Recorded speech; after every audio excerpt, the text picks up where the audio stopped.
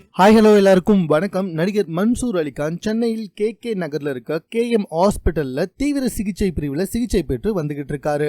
அவருடைய உடல்நிலை ரொம்ப மோசமா இருக்கிறதா மருத்துவர்கள் சொல்லி வந்துகிட்டு இருக்காங்க.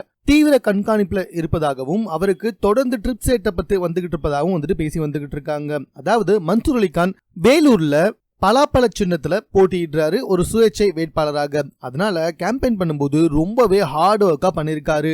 வெயில்னு பார்க்காம எப்பவுமே மக்களா சேர்ந்து அவர் ஓட்டு சேகரிச்சிருக்காருங்க. இதனால என்ன ஆயிருக்குன்னா அவருக்கு வெயிலின் தாக்கத்தால உடல்நலக்குறைவு ஏற்பட்டிருக்கு.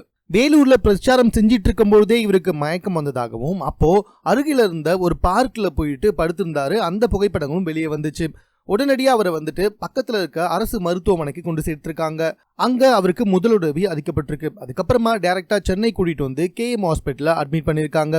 இப்போ இவர் தீவிர சிகிச்சை பிரிவில் இருக்காரு. ஸோ இதுதான் உண்மை. ஆனா ஒரு சில பேர் என்ன சொல்லி வந்துகிட்டு இருக்காங்கன்னா இதெல்லாம் சினிமா ஸ்டண்ட்டுப்பா, ஏன்னா நாளைக்கு ஓட்டு பதிவு ஆரம்பிக்க போகுது. ஸோ அப்படி இருக்கும்போது இப்படி இவர் ஹாஸ்பிட்டலில் படுத்துட்டு இருந்தா அனுதாப ஓட்டு கிடைக்கும்ல. ஸோ இந்த காரணத்தினால இவர் இந்த மாதிரிலாம் செய்யலாம் அப்படின்ற மாதிரி பல பேர் பேசி வந்துகிட்டு இருக்காங்க. ஆனால் உண்மை அது கிடையாதான்.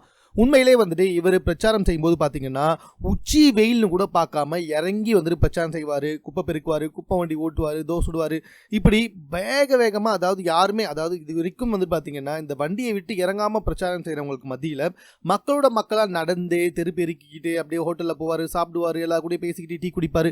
இந்த மாதிரி ஒரு பிரச்சாரம் பண்ணதுனால தான் இவருக்கு அதிக அளவில் இந்த வெயிலின் தாக்கம் ஏற்பட்டு இந்த நிலைமைக்கு தள்ளப்பட்டிருக்காரு அப்படின்ற மாதிரி பேசப்பட்டு இருக்கு.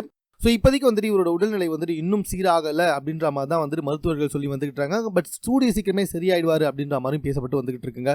ஸோ மேலும் இது போன்ற செய்திகளை உடனுக்குடன் தெரிந்து கொள்வதற்கு நம்ம சென்னை சேனலில் எலெக்ஷன் டைமில் மட்டும் போய் படுத்துடவே கூடாது. அப்படி படுத்தா சிம்பதிக்காக தான் படுத்தேன் அப்படின்ற மாதிரி சொல்லிடுவாங்க போல. ஸோ மேலும் இது போன்ற செய்திகளை உடனுக்குடன் தெரிந்து கொள்வதற்கு நம்ம சென்னை சேனலை சப்ஸ்கிரைப் பண்ணுங்க. இது குறித்து உங்களுடைய கருத்துக்கள் எதுவாக இருந்தாலும் கமெண்ட்ல நீங்கள் பதிவு செய்யலாம்.